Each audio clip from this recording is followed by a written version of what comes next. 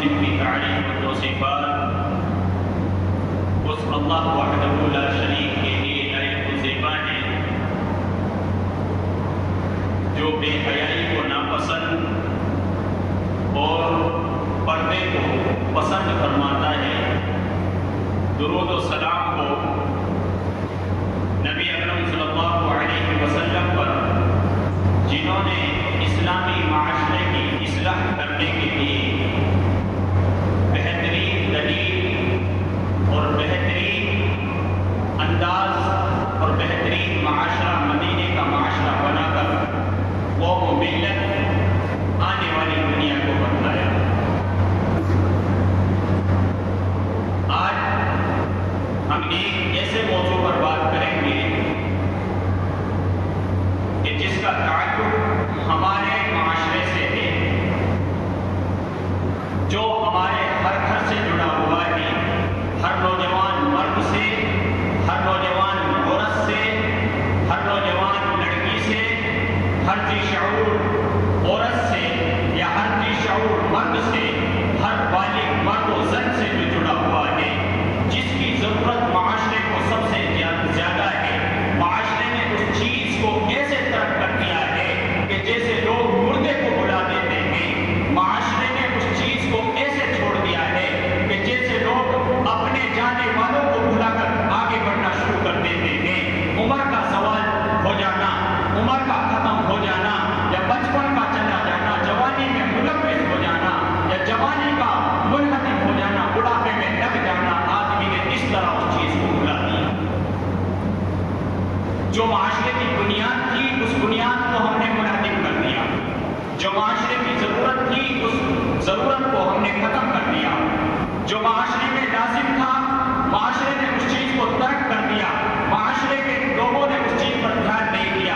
جس چیز کے بارے میں قرآن مجید نے، احادیث مبارکہ نے صاف اعلان کیا، الگ اعلان حکم دیا، اپنے نبی کے ساتھ کہا، اپنے نبی کو حکم دے کر کہا، یا ایھا النبی قل لازواجک وبناتک ونساء المؤمنین، اے نبی آپ اپنی بیویوں سے، اپنی بیٹیوں سے اور مومنوں کی عورتوں سے فرما دیجئے کہ وہ پردہ کریں، من جلابیبہن، کہ وہ اپنے اوپر چادریں ڈال لیں۔ آج ہم ایسے موضوع پر یا ایسے عنوان پر گفتگو کریں گے کہ جس موضوع کو ہمارے ہر گھر نے، ہماری ہر بہن نے، ہر بیٹی نے، ہر عورت نے جس کو ترک کر دیا ہے۔ کسی نے لباس کا پردہ چھوڑا، کسی نے زبان کا پردہ چھوڑا، کسی نے نگاہوں کا پردہ چھوڑا، کسی نے باتوں کا پردہ چھوڑا۔ ہم نے کسی بھی چیز کا پردہ نہیں کیا۔ اگر کوئی لباس کا پردہ کرتا ہے، زبان کا پردہ نہیں کرتا۔ اگر کوئی زبان کا پردہ کرتا ہے، نظروں کا پردہ نہیں کرتا۔ اگر نظروں کا پردہ کرتا ہے، بالوں کا پردہ نہیں کرتا۔ اگر بالوں کا کرتا ہے، پیروں کا نہیں کرتا۔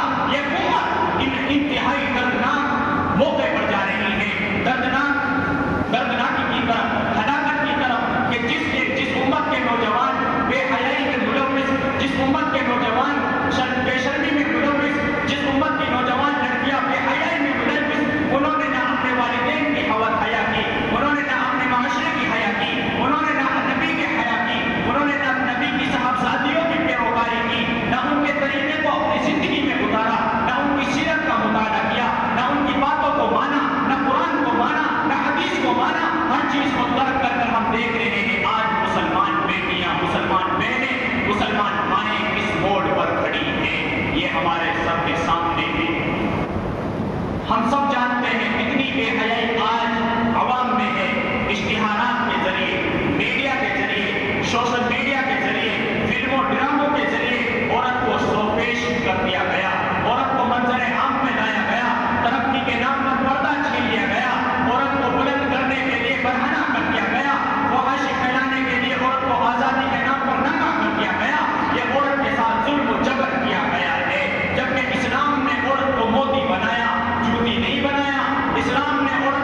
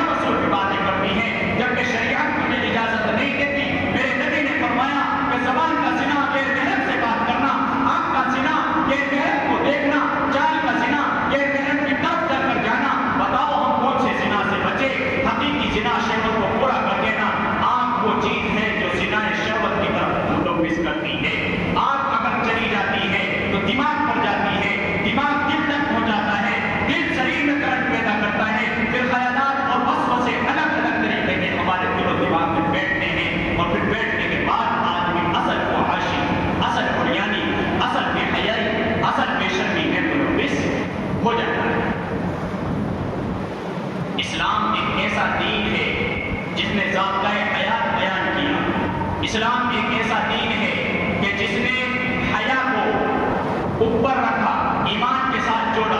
اسلام ایک ایسا دین ہے جس نے مرد کے الگ حقوق بیان کیے۔ سورہ نور اللہ رب العالمین آیت نمبر 30 میں کیا فرماتا ہے؟ اللہ کہتا ہے کہ مردوں سے کہہ دیجیے اے نبی کہ وہ اپنی نظریں نیچی رکھیں، من ابصارہم، اپنی نظریں نیچی رکھیں۔ نظروں کو نیچے رکھیں گے شہوت اجاگر نہیں ہوگی، شیطان حاوی نہیں ہوگا، شیطان بے حیائی میں ملوث نہیں کرے گا، شیطان عریانیت میں مرکوز نہیں کرے گا، تمہارے دماغوں میں گند نہیں آئے گی، تمہارے دماغوں میں شہوت نہیں اجاگر ہوگی، تم لوگ اللہ کے نزدیک تقویٰ اختیار کرنے والے ہو جاؤ گے۔ اس لیے قرآن نے پہلے مردوں سے کہا، نوجوانوں سے کہا، پہلے مردوں کو متنبہ کیا، پہلے مردوں کو حکم دیا گیا، پہلے صحابہ کی جماعت کو حکم دیا گیا کہ وہ اپنی نظریں نیچی رکھیں، اور پھر اس کے بعد کہا گیا عورتوں کے لیے کہ عورتوں کے لیے بھی ضروری ہے کہ وہ نظریں نیچی رکھیں، اپنی شرمگاہوں کی حفاظت کریں۔ یہی حکم مردوں کے لیے اور یہی حکم عورتوں کے لیے۔ فرق اتنا ہے کہ عورت کو اس چیز کے ساتھ متصل کر دیا گیا۔ متصل کرنے کی وجہ بھی قرآن بیان کرتا ہے۔ بلا وجہ کوئی چیز نہیں ہے اس دین میں، ہر چیز کی وجہ ہے، ہر چیز کی دلیل ہے، ہر چیز کا ثبوت ہے، ہر چیز کی ایک مقصد ہے اور ہر چیز کا منہج ہے۔ قرآن کہتا ہے کہ مرد حضرات الرجال قوامون علی النساء، کہ مرد حضرات جو ہیں وہ عورتوں سے بالمقابل زیادہ طاقتور ہیں، عقل کے معاملے میں، فہم کے معاملے میں، شہوت کے معاملے میں، اور بھی طریقے سے جسمانی اعتبار سے، دینی اعتبار سے مرد عورت سے زیادہ طاقتور اور زیادہ کام و کاج کرنے والا، زیادہ سمجھنے والا ہے۔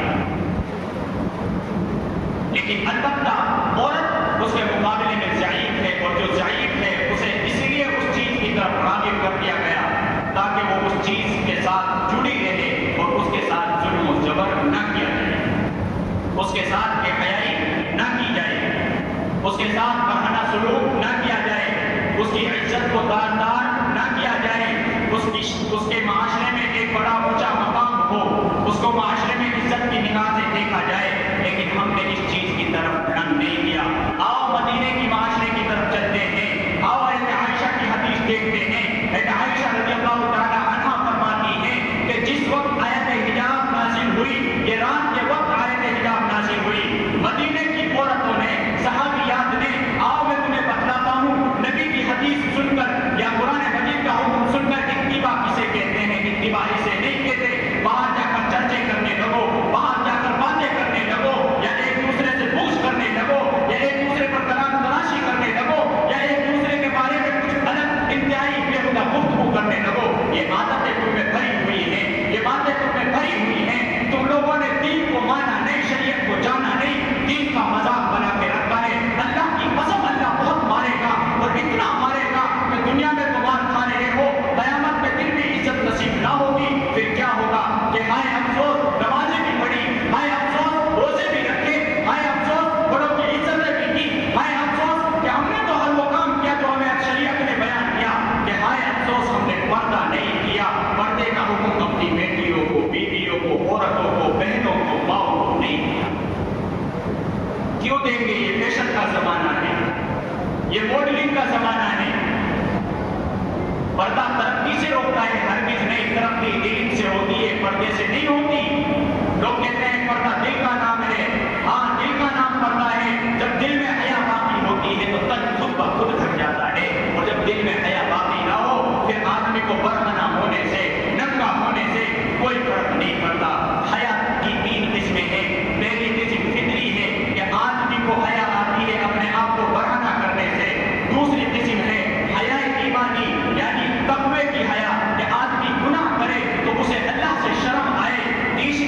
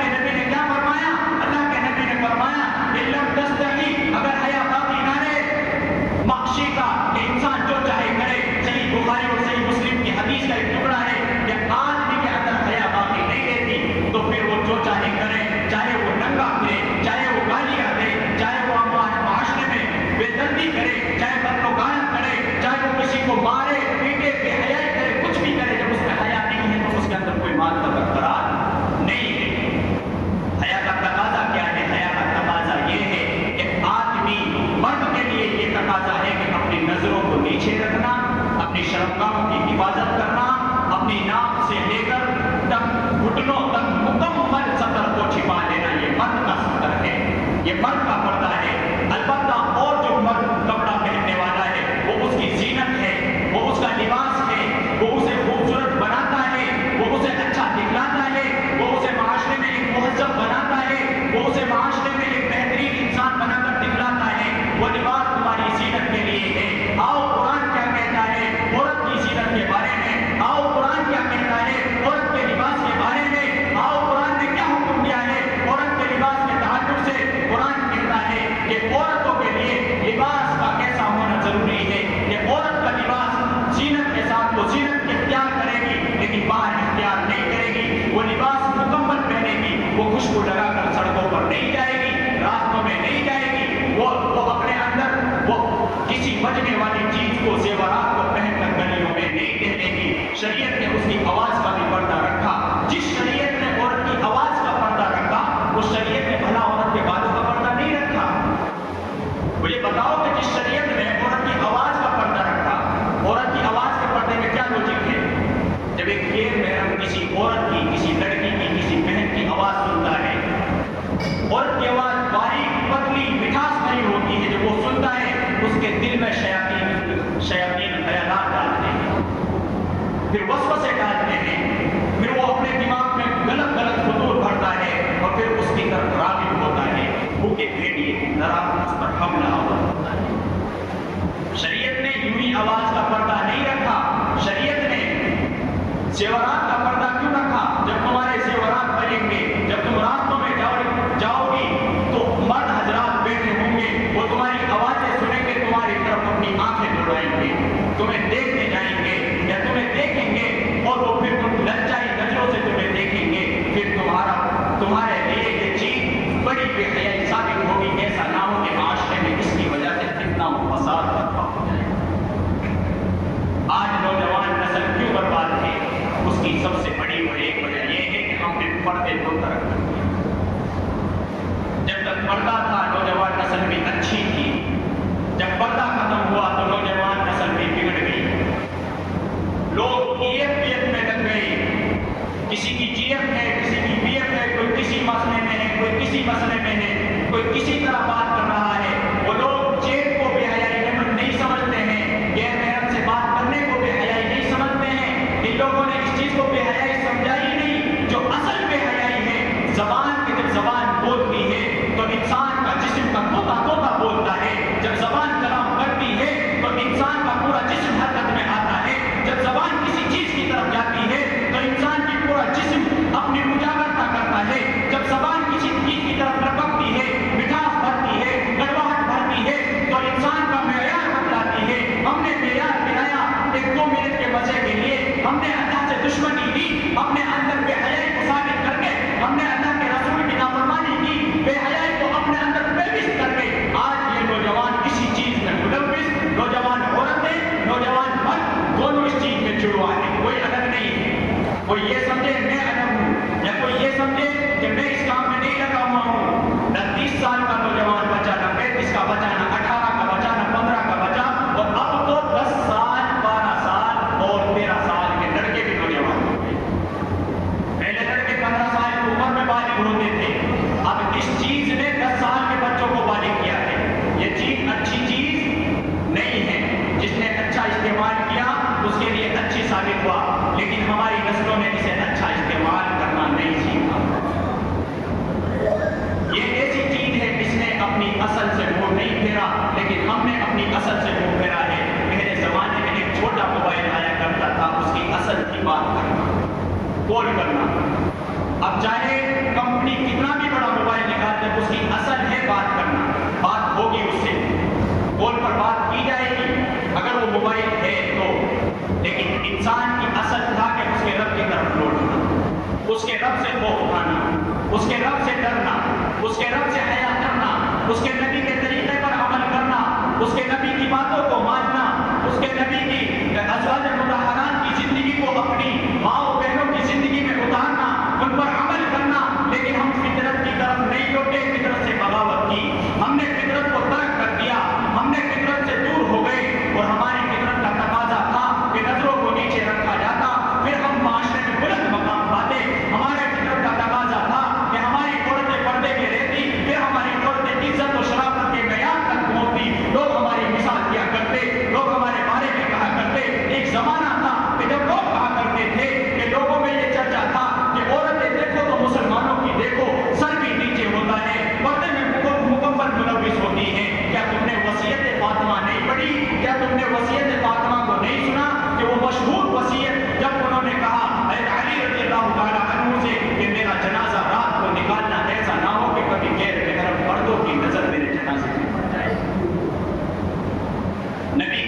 کا یہ عالم تھا. زندگی میں کیا عالم رہا ہوگا مرنے کے بعد اتنا اختیار.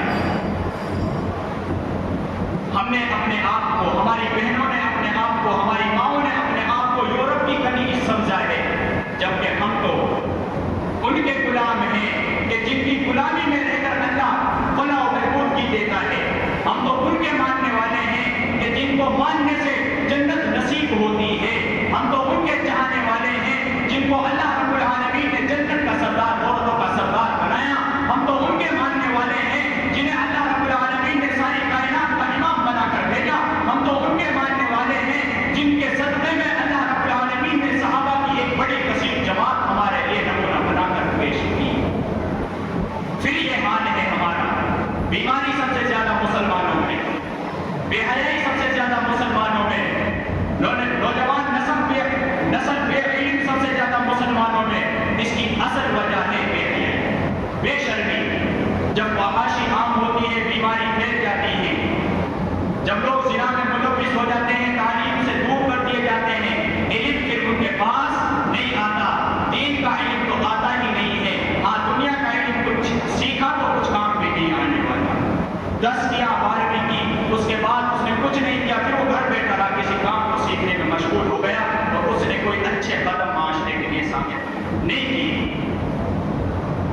یہ بے حیائی سے کتنا نقصان ہمارا ہوا ہے. سب سے بڑا اور سب سے پہلا نقصان کہ نوجوان نسل کو مکمل برباد کر دیا. میں تمہیں ایک ایسی چیز بتلانے جا رہا ہوں کہ جس چیز سے تم واقف تو ہو لیکن سننے میں ذرا کان بھریں گے تمہارے.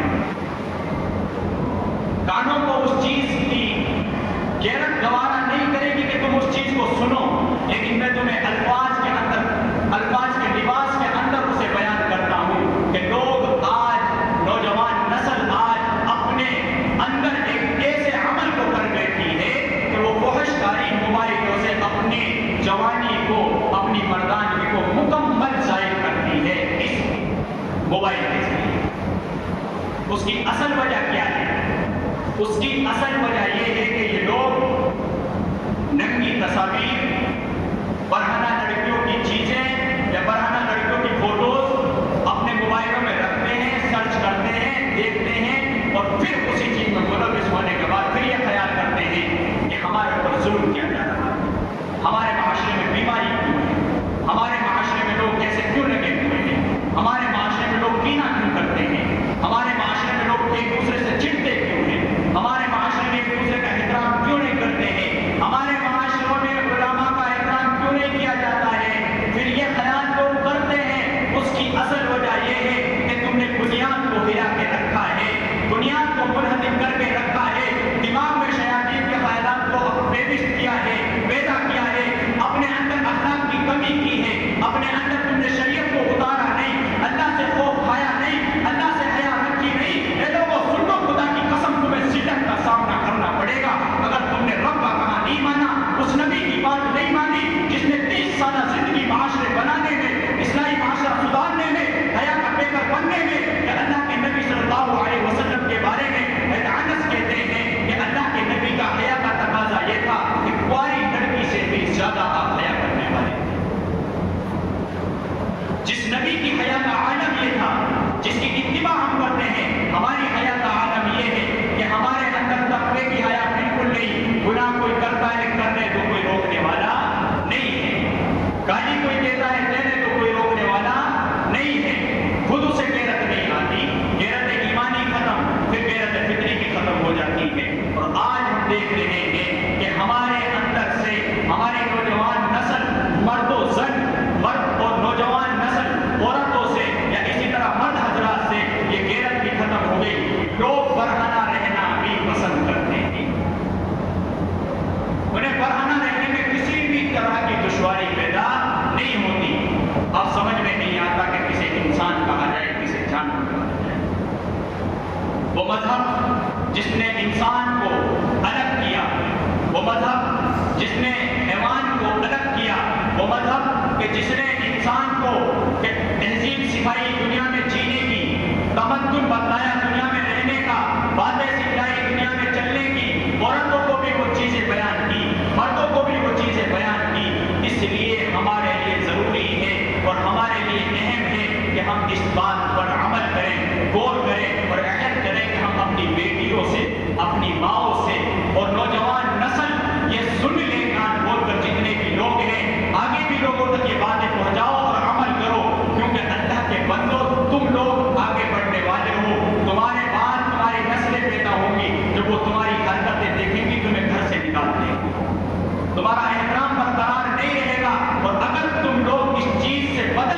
रसूल के तरीके पर आते हो, अल-हया, अगर तुम उस चीज की तरफ आते हो जो शरीयत में बयान करती है कि हया ईमान के हिस्सों में से एक हिस्सा है, एक शोबा है, हया और ईमान दोनों मुत्तसिल चीजें हैं। अल्लाह के नबी ने फरमाया अगर हया खत्म हो जाती है तो ईमान खुद ब खुद सड़क कर दिया जाता है, और अगर हया बरकरार रहती है तो ईमान भी आदमी के अंदर मौजूद रहता है। वक्त की किल्लत और वक्त की कमी की वजह से मुख्तसर बात कर मैं 1 मिनट में आपको असल चीज की तरफ लेकर आता हूँ। मेरे पूरे मौजू का असल मकसद और मकसद ये है कि आज हमें जरूरत है इस चीज की कि हम अपनी बहनों को, अपनी माओ को, अपनी बेटियों को और घर जाकर हर शख्स अपने इख्तियार के मुताबिक उन्हें समझाए, उन्हें बताए, और इसी तरह जो माएँ और बेटियां सुन रही हैं इस्लाम की शहजादियाँ, वो ये ध्यान रखें कि अल्लाह ने तुम्हें प्यारा बनाया है। उस प्यारे बनने का मतलब ये है कि तुम अल्लाह के लिए प्यारे बन जाओ, लोगों के लिए नहीं। लोग इज्जत लूटने के लिए हैं, लोग इज्जत देने के लिए नहीं हैं, लोग इज्जतें नीलाम करने के लिए हैं, लोग तुम्हारी हिफाजत करने के लिए नहीं हैं। इसलिए अपनी हिफाजत करो, और हिफाजत का बेहतरीन तरीका यह है कि मुकम्मल तौर पर तुम पढ़ना करो, गैर महरम से बात ना करो, वो कितना भी बोले मत बोलो। अगर बोलना है तो सख्त लहजा इस्तेमाल करो, सामने वाले को लगे कि सामने वाला झगड़ने के लिए बात कर रहा है। औरत को एक ही शर्त पर इजाजत है, अगर गैर मर्द बोलता है, कोई है नहीं, दरवाजा बंद है, सामने वाला बार बार इसरार कर रहा है, तो औरत सख्त लहजा इस्तेमाल करेगी, और एक ऐसा लहजा इस्तेमाल कि जिससे सामने वाले के दिल में ख्याल तो दूर की बात, वो उधर रुकने की जुर्रत भी ना करे। दूसरी चीज, मुकम्मल तौर पर घरों की छतों पर बैठना आम बात है, अपने घर की छत है बैठो, लेकिन सर पर दुपट्टा रखो, मुकम्मल तौर पर पूरे जिस्म पर। शरीयत ने तुम्हें इजाजत की, जरूरत के मुताबिक तुम हाथ और चेहरा खोल सकती हो, लेकिन शरीयत ये कहती है कि जरूरत के मुताबिक, इतना कि कभी जरूरत पड़ती है, उसके बगैर काम नहीं होता है, तो खोल सकती है वहां पर चेहरा और हाथ, लेकिन आम हालात में नहीं। रास्ते में जा रही है, मुकम्मल पर्दा होना जरूरी है। जलाबीब का मतलब है कि हज़रत सईद खुदरी रज़ियल्लाहु तआला अन्हु ने इस चीज को करके बताया। एक चादर ली, चादर को मुकम्मल ढका और आंख नजर आई, मुकम्मल ढकने के बाद चेहरे पर ऐसे ढका और बस एक आंख नजर आई, चेहरा नजर नहीं आया, सीना और चेहरे को मुकम्मल ढांप लेना। ये दूसरी किस्म है पर्दे की। औरत का ये पर्दा है, वो औरत इस चीज से मुत्तसिल है। अल्लाह रब्बुल आलमीन हमें इस पर्दे का इहतमाम करने की मुकम्मल तौर पर नौजवान मर्दों को और मेरी माँ और बहनों को भी इस पर अमल करने की तौफीक नसीब फरमाएं। एक आखिरी और अहम बात, अल्लाह के नबी सल्लल्लाहु अलैहि वसल्लम ने इरशाद फरमाया, सही मुस्लिम की हदीस है कि आदमी जब सदका करता है तो सदके से माल में कमी नहीं आती है। आदमी को सदका करना जरूरी है। हाँ, मुझे मालूम है कि ये बात बड़ी अजीब लग रही होगी, मौजू कुछ और था, बात कुछ और कर दी मौलाना ने, लेकिन ये किसी ने कहा था जरूरत है इस चीज की। मैं इस चीज को इसलिए बयान कर रहा हूँ कि लोगों की जेबें तंग हैं, सदका नहीं कर रहे हैं। सदके से आफतें, मुसीबतें कम कर दी जाती हैं, लोगों का मकाम अल्लाह की नज़र में ऊंचा होता है। उसकी वजह से अल्लाह रब्बुल आलमीन हमारे दिलों को साफ करता है, हमारे अंदर कंजूसियत को खत्म करता है। या इसी तरह जो लोग नजर मानते हैं और नजर को पूरा नहीं करते, तो उन लोगों पर लाजिम है वो नजर को पूरा करें। अगर नहीं करेंगे तो ऐसे शख्स पर मुकम्मल तौर पर गुनाह कबीरा लिखा जाएगा। अल्लाह रब्बुल आलमीन से दुआ है कि अल्लाह रब्बुल आलमीन हमें, मुझे और हम तमाम को उस बात पर अमल करने की तौफीक दे जो चीज़ हमने सुनी और मैंने बयान की। अल्लाह रब्बुल आलमीन हमें कहने सुनने से ज़्यादा अमल करने की तौफीक नसीब फरमाए। आमीन।